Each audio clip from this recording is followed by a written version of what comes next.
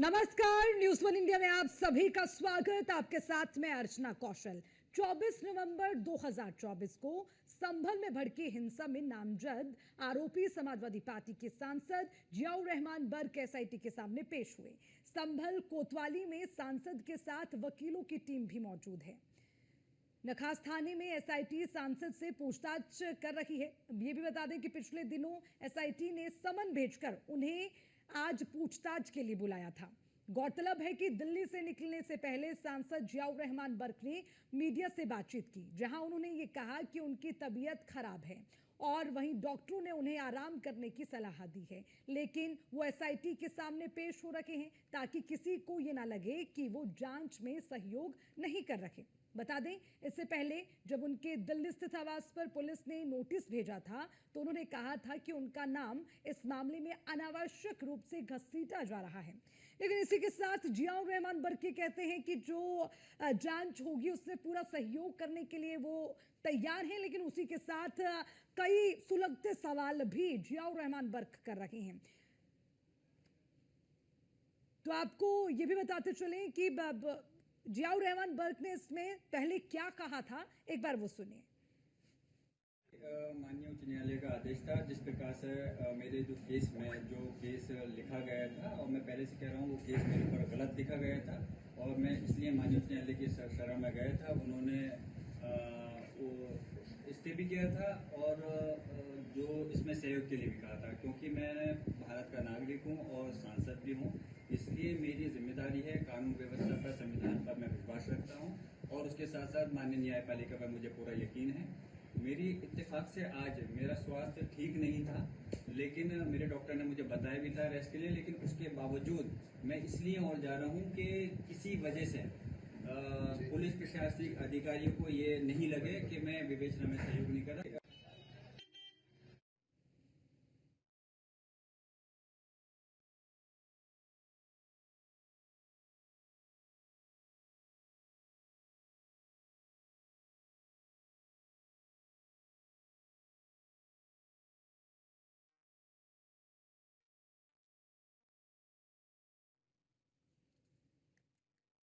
इस मामले में सांसद वर्ग एसआईटी के सामने लगातार तमाम सवाल, 4000 पन्नों की चार्जशीट दाखिल की गई है। पुलिस की ओर से चार्जशीट दाखिल की गई। हालांकि देखिए, इसमें आप टीवी स्क्रीन पर देख पाएंगे बर्क ने जो सवाल किए कि आपको सर्वे की किससे जानकारी मिली, ये तमाम सवाल हैं जो बर्क से सवाल हुए। मस्जिद के सर्वे के आदेश के वक्त आप कहां पर थे, इस सवालों की बड़ी लंबी फहरिस्त लगातार आपको बता रहे हैं कि कैसे 24 नवंबर को जो हुआ उसको लेकर कई सवाल दागे गए हैं, कई सारे सवाल हैं जो लाजमी है पूछे जा रहे हैं। अब क्या जियाउर रहमान बर्क की और मुश्किलें बढ़ने वाली हैं इन तमाम सवालों के चलते और इस जांच के चलते, पूछताछ के चलते, ये भी तस्वीर बनती नजर आ रही है। 4000 पन्नों की चार्जशीट जो है वो पुलिस की ओर से दाखिल की गई है। उसके अलावा जो हिंसा हुई जामा मस्जिद सर्वे के दरमियान, उसको लेकर कई तरह के सवाल सामने आ रहे हैं, जिसमें सर्वे की किसने और किससे जानकारी मिली, ये सबसे महत्वपूर्ण सवाल ये भी कि मस्जिद के सर्वे के आदेश के वक्त आप कहां पर थे,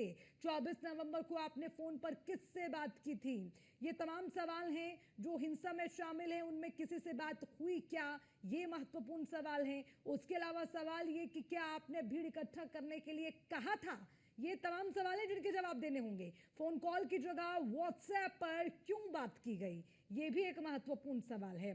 जफर अली और आपके बीच में क्या बातचीत हुई, वो भी पूरा चिट्ठा सामने रखना पड़ेगा।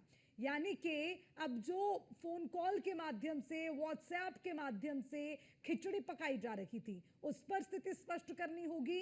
तमाम सवाल जो दागे जाएंगे उन पर जवाब देना होगा। लेकिन उसी के साथ सांसद जियाउर रहमान बर्क के कहते हैं कि जो भी जांच हो मैं उसमें पूरा सहयोग करने के लिए तैयार हूं। और आप पूरा मामला भी समझिए, आपके टीवी स्क्रीन पर लगातार हम दिखा रखे हैं, ये ग्राफिक्स के जरिए 2 प्लेट्स आप देख पा रहे होंगे, जिसमें एक तरफ बर्क से क्या क्या सवाल, वो तमाम सवाल आपके टीवी स्क्रीन पर हैं। दूसरा, मामला क्या है उसकी जानकारी होना जरूरी है, उस पर भी मोटे तौर पर तमाम जानकारी अपने दर्शकों के सामने हम रख रखे हैं।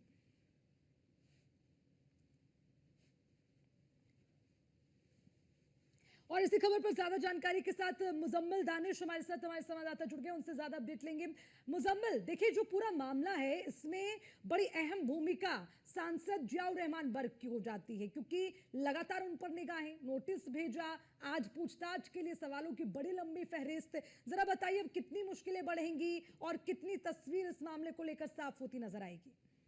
बता दूं कि जिस तरह से संभल के सांसद जुर्माना 24 नवंबर को लेकर इनके बयान दर्ज किए जा रहे हैं, लेकिन बयान दर्ज करने के बाद जिस तरह से 12:10 पे एसआईटी के सामने पेश हो गए थे, लगातार करीब 1 से सवा घंटा हो चुका है, लगातार बयान दर्ज किए जा रहे हैं कि जिस तरह से जफर अली जो जामा मस्जिद के सदर गए थे, उनके बयान दिया था कि उन्होंने कहा कि उन्होंने कॉल की थी, इन सारी चीजों को लेते हुए एसआईटी के हिंसा के वक्त कहाँ थे, क्या इस तरह से किया गया था, जिस तरह से ब्रीफ किया गया था, इन सारी चीजों को लेकर कई सवालिया निशान सांसद के ऊपर लगातार मुश्किलें बढ़ती नजर आ रही हैं। लेकिन फिलहाल एसआईटी की रिपोर्ट के बाद क्या कार्रवाई की जा सकती है, किस तरह से इन पर किया जाएगा, ये बड़ा सवाल है। नहीं मुजम्मिल, इसके अलावा एक और बड़ी चीज कि बर्क साहब ये कहते हैं कि भैया ठीक है पूछताछ होती है तो मैं जांच में सहयोग देने के लिए पूरी तरह से तैयार हूं, लेकिन इस पूछताछ में जो तमाम सवाल पूछे जाने हैं उसमें आखिर घुमा फिरा कर कहीं ना कहीं जो सुई है वो जियाउर रहमान बर्क पर भी रुकती है, क्योंकि कई तरह की चीजें निकल कर सामने आई कि जिस दिन हिंसा थी उस दिन फोन पर बातचीत, फोन पर एक्टिव होना, लेकिन तमाम चीजें व्हाट्सएप कॉल के माध्यम से होती रही। भाई उसमें भी ये पूछा जा रहा है कि ये सब क्या साजिशन था, जानबूझकर इस तरह की चीजें हैं जो निकल कर सामने आ रही हैं। अब मैं आपको बता दूं कि लगातार हिंसा के बाद पूरे प्रशासन संभल अलर्ट है। 80 लोग जेल की सलाखों के पीछे जा चुके हैं, 74 के पोस्टर लगाए गए थे। अब मेन जो है जिसमें कि जो जफर अली है वो भी जेल जा चुके हैं जामा मस्जिद के। फिलहाल अब क्योंकि संभल के जो यहाँ के सांसद है एमपी जियाउर रहमान बर्क, उनको बयान करा, इसके बाद सदर विधायक इकबाल महमूद के पुत्र सुहेल इकबाल है, उनके बयान भी दर्ज किए जाएंगे। लेकिन अब किस तरह से जो पॉइंट है कि आखिर हिंसा हुई थी, जिस तरह से उस दिन 19 तारीख को इससे पहले सर्वे टीम गई थी, वहां पर कब पहुंचे थे, और जो यहाँ 24 नवंबर को हिंसा हुई थी उस बीच कहाँ का लोकेशन क्या क्या इन पर है, लेकिन वो किस तरह से एसआईटी अपने सवाल पर घेरती है, किस तरह उसके जवाब देते हैं, ये तो समय बताएगा। लेकिन फिलहाल दिक्कतें बढ़ती हुई नजर आ रही हैं। ठीक है मुजम्मिल, आप बने रहिएगा इस खबर पर, लगातार अपडेट भी आपसे लेंगे। न्यूज रूम का सीधे रुख करते हैं, मोहसिन खान हमारे साथ जुड़ गए हैं न्यूज रूम से। मोहसिन, संभल में जिस दिन हिंसा हुई आप वहां लगातार पूरे मामले को लेकर जमीनी स्तर पर आप उसको देखते रहे, कवर करते रहे, लेकिन अब देखिए जियाउर रहमान बर्क पर कहीं ना कहीं जो शक की सुई है वो घूम रही है, कई सारे लंबे सवाल हैं जो उनसे पूछे जा रहे हैं। अब कैसे उनकी मुश्किलें बढ़ सकती हैं और क्या कुछ स्पष्ट होगा इसमें कि उनका कितना योगदान रहा? देखिए अर्चना, सीधे तौर पर जो संभल में हिंसा हुई थी उसके पीछे सपा सांसद जियाउर रहमान बर्क इसलिए सवालों के घेरे में घिरते हुए नजर आ रहे हैं, और इसलिए एसआईटी उनसे पूछताछ कर रही है। क्योंकि देखिए जब संभल जो शाही जामा मस्जिद है उसका पहला सर्वे 19 नवंबर को होता है, जिसके बारे में सबको जानकारी होती है। दूसरा सर्वे उसका 24 नवंबर 2024 को होता है। उस सर्वे की जानकारी केवल 2 व्यक्तियों को थी, यहाँ तक कि मीडिया को भी इस बात की खबर नहीं थी कि 24 जो नवंबर है उसको दोबारा से सर्वे होना है। इसकी जानकारी केवल और केवल सपा सांसद जियाउर रहमान बर्क को दी गई थी। इसके अलावा शाही जामा मस्जिद कमेटी के जो अध्यक्ष हैं जफर अली को दी गई थी। यानी कि दोनों व्यक्तियों को इस बात की जानकारी थी कि 24 नवंबर को भी दोबारा से सर्वे होना है। अचानक से जैसे सर्वे की टीम वहां पर पहुंचती है, अचानक ही सुबह 7 बजे जो हजारों की तादाद में वहां भीड़ इकट्ठा हो जाती है, तो इसलिए सवाल उठना लाजमी हो गया था कि आखिरकार उन लोगों को जानकारी किसने दी है। यानी कि कहीं ना कहीं जो एसआईटी की शक की सुई है वो सपा सांसद जियाउर रहमान बर्क के ऊपर घूमी। इसके अलावा जो अध्यक्ष है जफर अली उसके ऊपर घूमी है। 22 मार्च को जफर अली को पुलिस ने गिरफ्तार किया। गिरफ्तार करने के बाद एसआईटी ने पूछताछ की और इस तरह की जानकारी निकलकर भी सामने आ रही है कि जफर अली ने एसआईटी को बताया था कि इस दंगे को भड़काने में, उस बवाल को भड़काने में, उस उपद्रव को उकसाने में सपा सांसद जियाउर रहमान बर्क की भी भूमिका थी। उसी को लेकर उनसे पूछताछ की गई है, क्योंकि सवाल जो है वो कई तैर रहे हैं। सबसे बड़ा सवाल यह है कि आखिरकार सुबह ही 7 बजे हजारों की तादाद में वहां भीड़ इकट्ठा हो जाती है, पथराव कर देती है। आखिरकार उन्हें सूचना किसने दी, आखिरकार ये सूचना वहां तक कैसे पहुंची, जब मीडिया तक को इसकी जानकारी नहीं थी कि 24 नवंबर को जो दोबारा से सर्वे होना जा रहा है वो गुप्त रूप से रखा जाएगा और केवल 2 व्यक्तियों को इसकी जानकारी थी। तो इसका मतलब कहीं ना कहीं जफर अली और जो सपा सांसद जियाउर रहमान बर्क है उन्होंने कहीं ना कहीं इस दंगे को भड़काने में उनकी बहुत बड़ी भूमिका रही है, और इसी भूमिका के चलते जफर अली को सबसे पहले गिरफ्तार किया गया है। और अब जो है सपा सांसद जियाउर रहमान बर्क की भी मुश्किलें बढ़ सकती हैं, क्योंकि पुलिस जो है 2 एंगल पर जांच कर रही है। दंगा ठीक है। भड़कने से पहले और दंगा भड़कने के बाद में आखिरकार सपा सांसद जियाउर रहमान बर्क ने किससे बातचीत की थी, यानी कि वो सारी सीडीआर कॉल डिटेल रिकॉर्ड निकाला जा रहा है। उसके आधार पर ये तमाम आरोप तय किए जाएंगे। जो तमाम जानकारी निकल कर सामने आई है, उन्हीं बिंदुओं पर आज एसआईटी ने सपा सांसद जियाउर रहमान बर्क से पूछताछ की है। सबसे पहला सवाल उनका यही था कि आपने दंगा भड़कने से पहले किन किन लोगों से बात की। बिल्कुल, दंगा बहुत सारे भड़कने- सवाल हैं, बहुत सारे सवाल हैं मोहसिन, और वो सवालों की बड़ी लंबी लिस्ट है जो लगातार न्यूज़ वन इंडिया अपने दर्शकों को दिखा भी रहा है।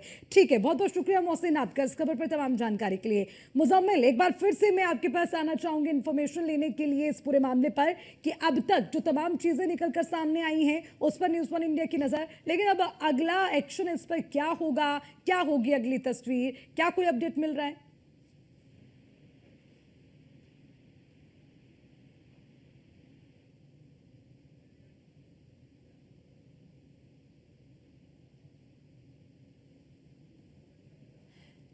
तो सांसद बर्क से एसआईटी की टीम लगातार कर रही है पूछताछ के बाद बढ़ सकती है जियाउर रहमान बर्क की मुश्किलें, क्योंकि मामले में जियाउर रहमान बर्क को लेकर कई तरह के जो सवाल हैं वो पूछे जा रहे हैं, कई सवाल हैं जो दागे जा रहे हैं, बड़ी लंबी लिस्ट है जिनका जवाब आज सांसद जियाउर रहमान बर्क को देना होगा।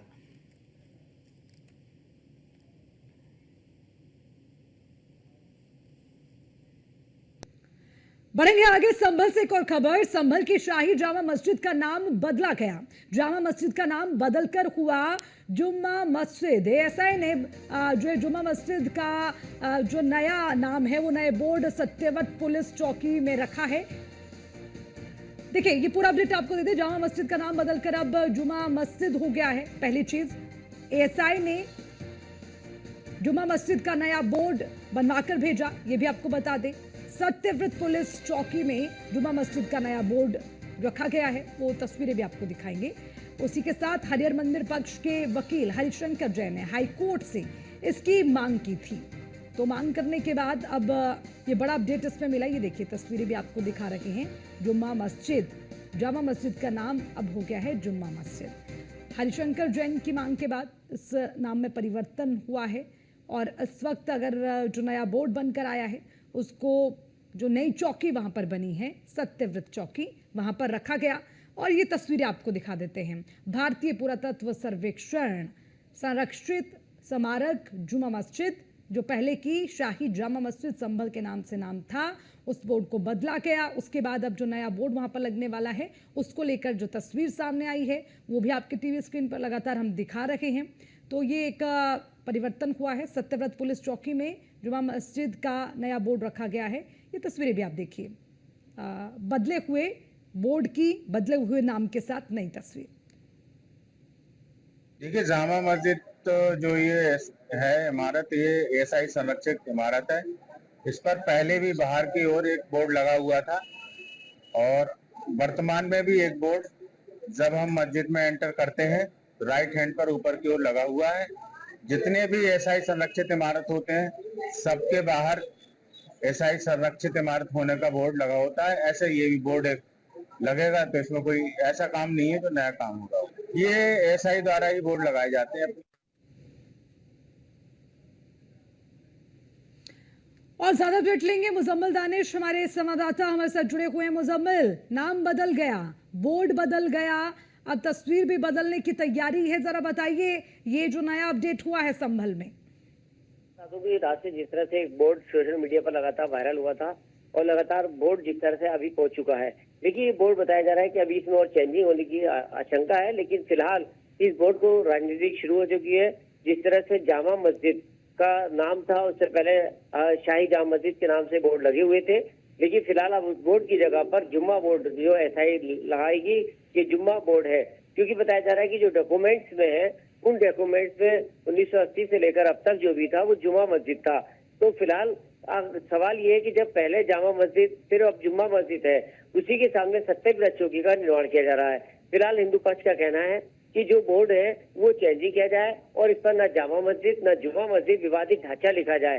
इसी को लेकर लगातार विवादित है। और अभी जिस तरह से जो हिंदू पक्ष के वकील थे विशु, उनका भी बयान आया कि ऐसा ही अपना बोर्ड लगा रही है, लेकिन उस बीच फिर उन्होंने अपना पक्ष रखा है कि ये बोर्ड नहीं बल्कि विवादित ढांचे के रूप से क्योंकि जिस तरह से मुकदमा 18 नवंबर को दर्ज किया गया था, जिसमें कि फिर 24 नवंबर को इसमें हिंसा हुई, सर्वे भी हो चुका है कि जामा मस्जिद बनाम श्री हर मंदिर का विवाद है, उसके बीच ये अब नई बात जिस तरह सामने आई है, लगातार चर्चाओं का संबल में चल रहा है।